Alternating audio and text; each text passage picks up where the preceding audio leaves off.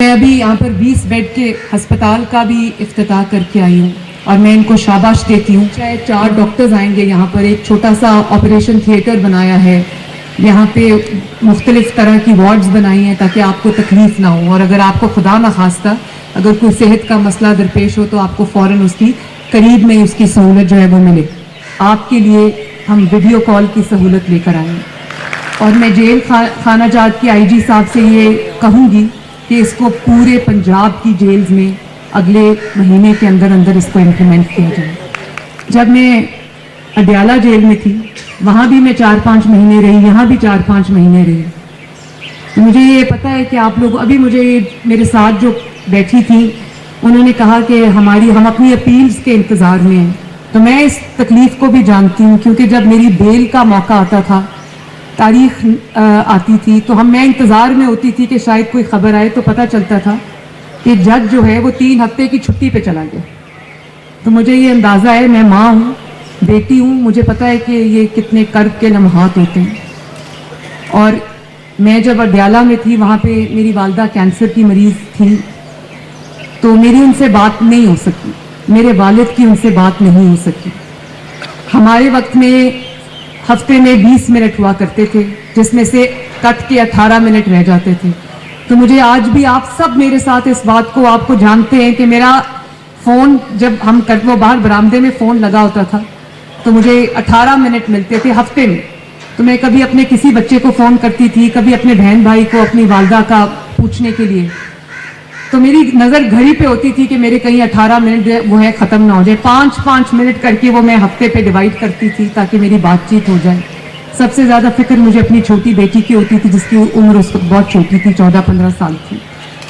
तो वो मुझे बहुत उसने भी वो वक्त मेरे से ज़्यादा तकलीफ़ में गुजारा। तो मेरी जब वालदा की आखिरी दिन था तो मेरे वालिद उस दिन कोर्ट गए थे, तो उनको वहाँ पता चला कि मेरी वालदा की तबीयत ख़राब है।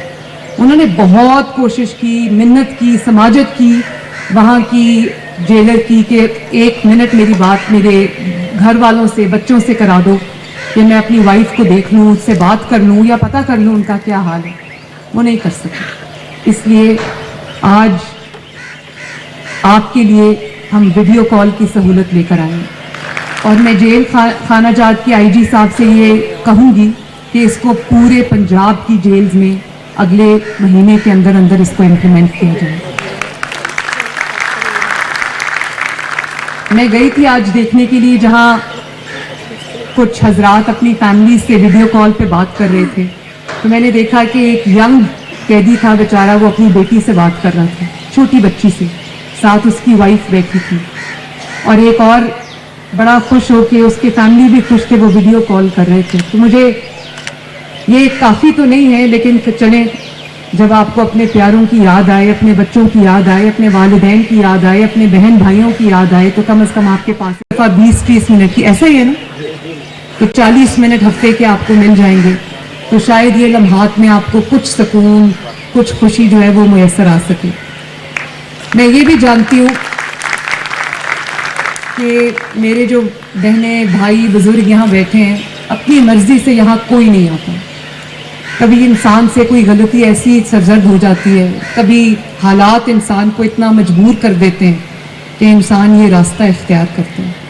तो मेरी पूरी कोशिश होगी कि मैं IG जेल के साथ बैठ के, होम डिपार्टमेंट के साथ बैठ के, मैं इस तरह का कोई एक हम बेहतरी इस्लाहात लेकर आएँ कि आपको यहाँ पर इन दीवारों में बंद करना मकसूद ना हो, आपको एक बेहतर शहरी बनने में आसानी हो और आपको अच्छे हुनर सिखाए जाएं ताकि जब भी आप इस जेल से बाहर निकलें, अल्लाह ताला करे ये आजमाइश कभी किसी पे ना आए, तो जब आप जेल से बाहर निकलें तो आप एक बाइज़्ज़त रोज़गार कमाने के काबिल हों, आप बाइज़्ज़त शहरी बनें। मेरी ये दुआ है, अल्लाह ताला आप सबकी मुश्किलात को आसान करे और अल्लाह ताला ये वक्त भी ऐसा है, यहाँ पर 24 घंटे आपको सोचने का मौका मिलता है। मुझे पता है कि आप लोग सोचते होंगे कि यहाँ आए, क्यों आए, कैसे आए, और फिर हमारे कानून के निज़ाम में इतनी कमज़ोरी है कि कुछ बेगुनाह लोग यहाँ पर मौजूद हैं और یہ جو ہمارا نظام قانون ہے یہ طاقتوروں کے لیے کمزور ہے اور جو بے گناہ ہے اس کے لیے یہ بڑا سخت ہے. تو میں اپنی جو جوڈیشری ہے ان سے بھی یہ بات کروں گی کہ جو لوگ انصاف کے منتظر ہیں ان کو جلد انصاف کی فراہمی کے لیے ہم اگر کچھ کر سکیں تو یہ بہت بڑا قدم ہوگا. مجھے ابھی یہاں پہ